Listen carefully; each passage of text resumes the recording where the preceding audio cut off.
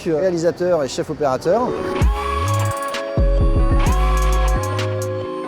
J'anime des formations à vidéo design depuis quelques années. Et là, on a monté une formation, c'est la formation perfectionnement. Alors regarde, là c'est équilibré, dès que tu vas l'ouvrir. En fait, c'est une formation qui est récente pour des personnes qui savent déjà filmer avec des boîtiers et qui veulent vraiment aller plus loin. Il est en train de tester sur chaque axe le poids et la forme en fait de la caméra. La tension électrique qu'il va mettre dedans, l'effort qu'il doit faire dans la stabilisation de la caméra. Il a besoin de savoir comment elle est, quel poids elle fait exactement. C'est parti! On va perfectionner vraiment le travail de la lumière. On va perfectionner aussi les mouvements de caméra avec des gimbals, avec des Ronin, des choses comme ça.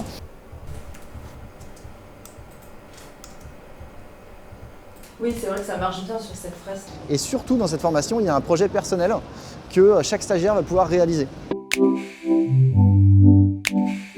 C'est très très rare qu'un producteur ou un client vienne te chercher pour ton potentiel. En général, on va toujours chercher un film que tu as déjà fait et on aimerait bien refaire un autre film dans le même style, etc., etc. Donc j'invite les stagiaires à se faire leur propre film, leur vitrine en fait, ce qu'on appelle leur bande démo avec des films qu'ils aimeraient faire demain. T'as 1m50 de moi, c'est un plan pied quoi. Donc, on a par exemple là Victor et qui va essayer un style très particulier avec un objectif 16 mm, donc très grand angle, qui va décompresser les perspectives, qui va rendre les plans très graphiques et qui va étirer vraiment au maximum les mouvements et rendre très dynamiques ces plans. Tu veux pas aller voir de l'autre côté en shootant dans l'autre sens? Non mais ça je pense pour la danse c'est très cool, mais il va pas falloir que tu hésites à les frôler. Et tu vois si eux ils dansent sur cette partie-là, toi t'as ça, et donc il va faire une petite chorégraphie en même temps que les danseurs avec un Ronin, un stabilisateur et avec cet objectif qui va donner un style vraiment très particulier. Ça lui permet de sortir de la formation avec un film en fait, qu'il va pouvoir ensuite présenter à des prods, etc. et potentiellement à pouvoir avoir des commandes.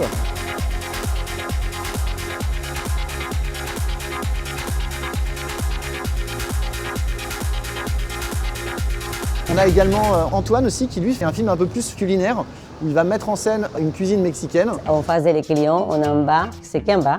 Donc il va interviewer évidemment une chef mais qui va ensuite faire des plans macro. Donc là il a un objectif particulier qui permet de s'approcher très près du sujet et de faire des plans très esthétiques de la nourriture, des plats, des compositions du restaurant.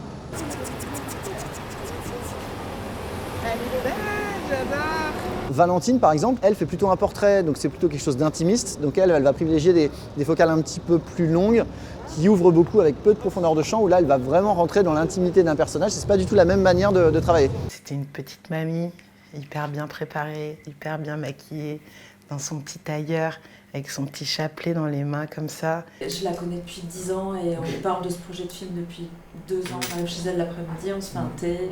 Dans chaque projet, il y a vraiment un équipement adapté qui peut être intéressant à tester chez Video Design. Take me deeper and deeper in your internet. Take me deeper and deeper in your internet. Take me deeper and deeper in your internet. Take me deeper and deeper in your internet.